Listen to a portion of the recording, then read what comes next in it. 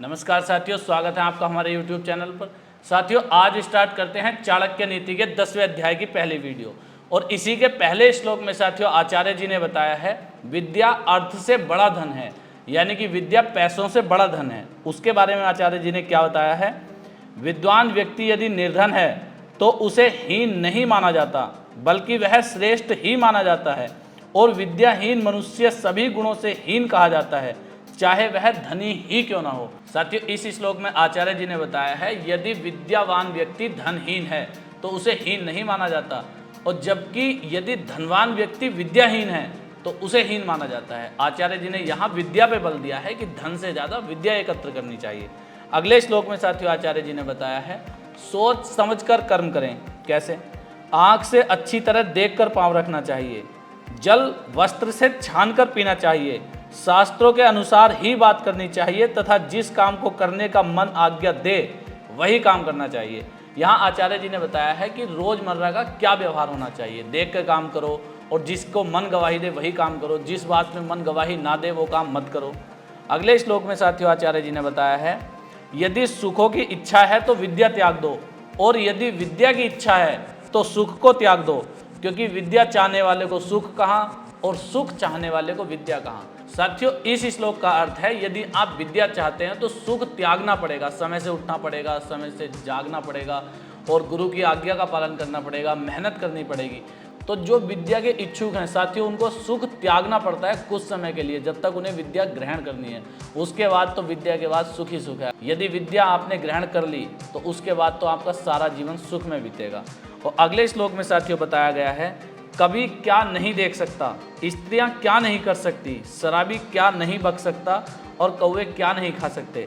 इस श्लोक में साथियों आचार्य जी ने बताया है कभी कुछ भी देख सकते हैं, और स्त्रियां जिस तरह पुरुष बहादुर होते हैं इस तरह स्त्रियां भी बहुत कुछ कर सकती हैं। और शराबी कुछ भी बक सकते हैं, शराबी के जो जी माया वो कह देगा, किसी को भी कह देगा।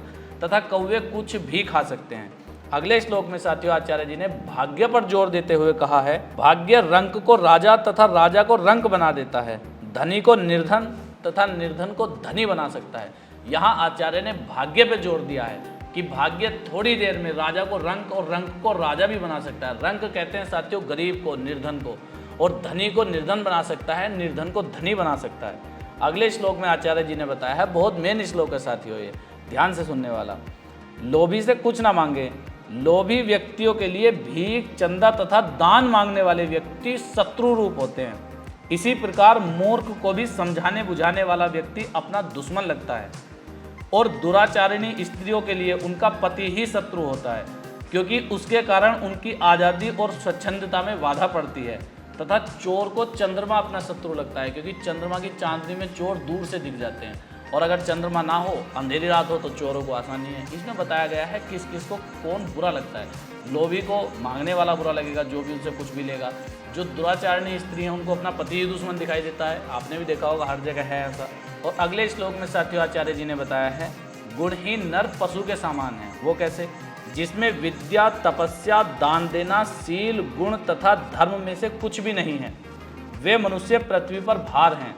वे मनुष्य के रूप में पशु हैं जो मनुष्य के बीच में घूमते रहते हैं। आचार्य जी ने बताया है जो 5-6 गुण बताए हैं, इनमें से यदि किसी मनुष्य के भीतर कुछ भी नहीं है तो वे पशु के समान बताए गए। अगले श्लोक में साथियों आचार्य जी ने बताया है उपदेश सुपात्र को ही दें।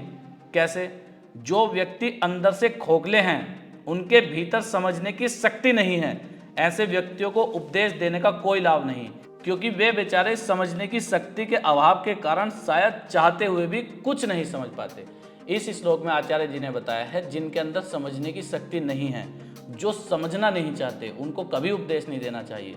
उपदेश उसे दो जो आपकी बात मानने का इच्छुक हो, जो आपकी बात माने, जिसे आपकी बात अच्छी लगे, वरना जिसको आपकी बात अच्छी नहीं लगती उसे उपदेश देने की कोई ज़रूरत नहीं है। अगले श्लोक में साथियों आचार्य जी ने बताया है जो लोग शास्त्र को समझने की बुद्धि नहीं रखते, शास्त्र उनका कैसे और क्या कल्याण कर सकता है। जिस प्रकार दर्पण अंधे व्यक्ति के लिए किसी काम का नहीं, तो इसमें दर्पण का तो कोई दोष नहीं बताया जा सकता। इसी श्लोक में साथियों आचार्य जी ने बताया है शास्त्र को समझने की बुद्धि जिसमें है, शास्त्र को वही समझ सकता है, वरना शास्त्र को गलत ही बताएंगे।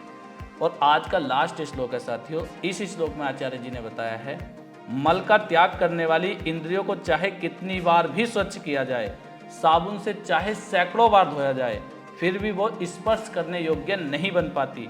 ठीक उसी प्रकार दुर्जन व्यक्ति को कितना भी समझाया बुझाया जाए, वह सज्जन नहीं बन पाता। साथियों, इस श्लोक में आचार्य जी ने बताया है जो दुर्जन है, जो दुष्ट प्रवृत्ति के लोग हैं, उन्हें कितना भी समझा लो, कितना भी समझा बुझा के रखो, वो दुष्ट ही बने रहेंगे।